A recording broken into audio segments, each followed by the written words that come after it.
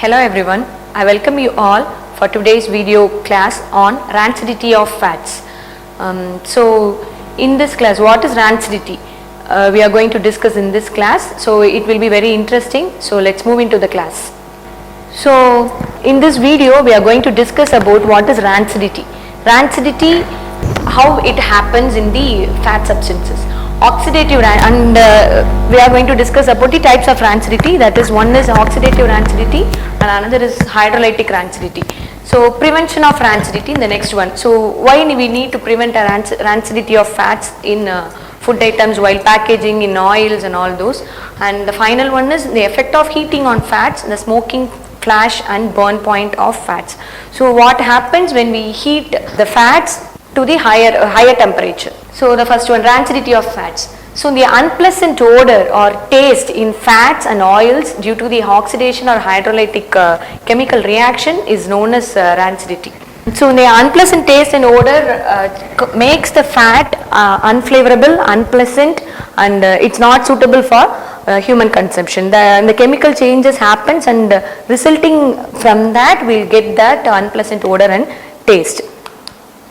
So rancidity, if the fats are highly unsaturated, so before going into this, so we should know about unsaturated and saturated fats. Unsaturated fats which contains double bonds are more readily to react with other components, whereas the saturated fats are completely saturated and it doesn't readily reacts with other components. So if the fat is highly unsaturated, the conditions of storage are conductive to chemical change. So like when we store something when we store the fats in the packaging materials, or if it directs the light into the packaging material, it causes a chemical change and thereby rancidity occurs, because unsaturated fats are readily reactable. So thereby the rancidity causes mainly in the fats which contains more amount of unsaturated fats.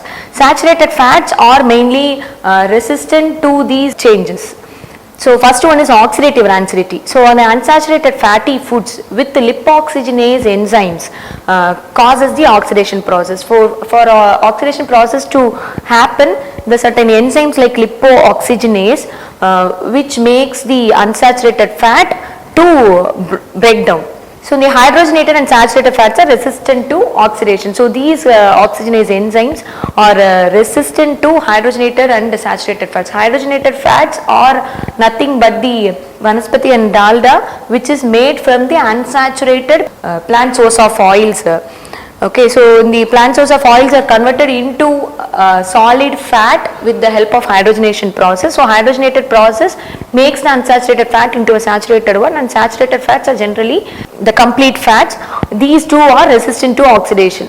And then the hydroperoxidases, as a result of oxidation, the hydroperoxidases releases in the fat or oil, which is a volatile substances which is responsible for the rancid odor. As these components are volatile, will able to smell and the flavor changes in the fats or oil.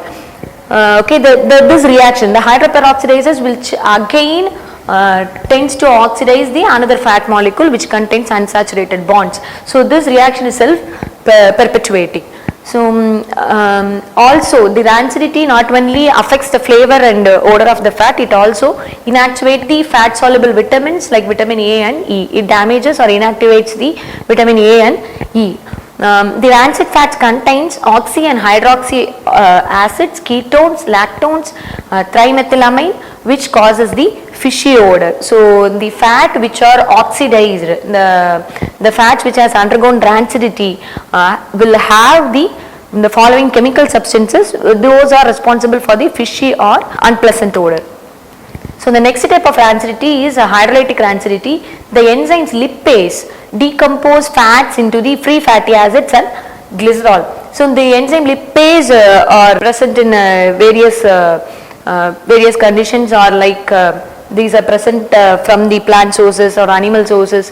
If it is present along with the fats, means it causes the hydrolytic rancidity. So hydrolysis is the process of breaking down of fats into free fatty acids and glycerol, the lipase enzymes catalyst the hydrolytic rancidity. So the butyric acid and caporic acid in butter produces off flavor and odor. So the butter is one example of unsaturated fats which contains the enzyme lipase. The enzyme lipase present in the butter reduces the breaks down or decompose the fatty acids into butyric acids and caporic acid, and that causes the off flavor and odor in butter. So the rancidity occurs in butter is mainly of hydrolytic rancidity. So this off flavor and odor makes the butter not suitable for consumption. So in the low chain fatty acids, stearic acid, palmitic acid and oleic acid don't form off flavor, they oxidize. So in the butyric and caporic acids particularly present in the butter or readily causes off flavor, but the low chain fatty acids like stearic acid, palmitic and oleic, these don't produces off flavor.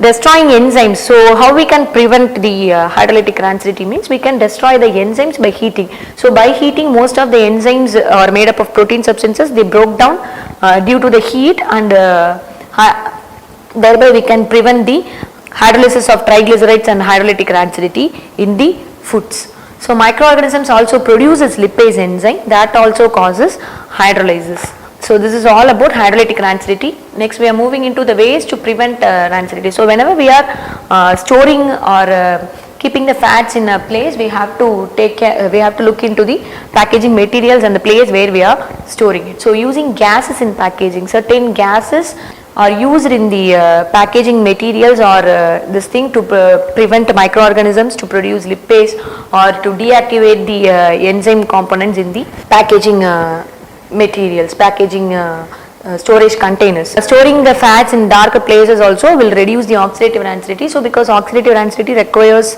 light to induce the reactions. So using antioxidants, antioxidant like substances are always used in the oil industries to prevent the fat substances from getting rancid. So for example, the oil we use in the refined oils and all we use, right, these contains antioxidants also in a limited quantity to prevent the oxidation reactions to happen, thereby increasing the shelf life of the fats and oils. So using airtight containers, the microorganisms are present everywhere. So airtight containers not only prevents microorganisms but also reduces the outside air intake, oxygen interference and all those. So refrigeration at minimum temperature, the enzymes will not, enzyme also requires particular optimum temperature to perform well, and same for microorganisms also. So refrigeration prevents both these categories. So using oxygen scavengers. So oxygen scavengers like the antioxidant substances again are used in the oil packaging industries. So vacuum packaging removes all the air, microorganisms and everything out of the packaging. So vacuum packaging increases the shelf life of the oil. So the effects of heating of fats. So when we heat fat for a longer period of time, every fat has some certain moderate temperature. They withstand for a particular period of time.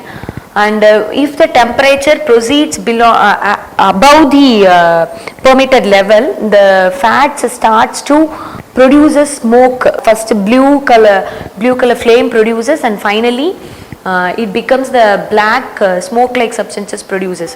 So in the smoking point is the temperature at which the smoke comes from the surface of the heating oil. So once the fat touches the smoke point, we should the fat is not suitable for cooking or other substances. So the chemical changes happens and the peroxide components increases in the fat. These peroxide substances will cause various health issues to the human body. Smoke point. Smoke point comes continuously from the surface of the fat if it is heated over the required temperature, or if it is heated for a longer period of time. So every fat has its own smoke point values. So the highest one is coconut oil. So coconut oil is will able to withstand up to 220 degrees Celsius like that. So certain oils like olive oil and all will not be able to withstand such a higher temperatures. So those are like salad oils which cannot be heated much for frying and all those purposes. The oil which is suitable for frying are these coconut oil, groundnut oil like that. So these withstand higher amount, higher temperatures, and its smoke point is will comes at higher temperatures. So in the flash point, after the smoke point arrives, the fats and oil starts to produces the flash, and the blue flash comes. So that is the flash point. And the third one is the fire point. After the flash point, the fat starts to burn. So the oil will start to burn at this fire point. So the smoke point is the thing we could able to see during the cooking processes. So once the fat attains the smoke point, the oil is not suitable for cooking. So thank you. We'll meet in the next class. Thank you.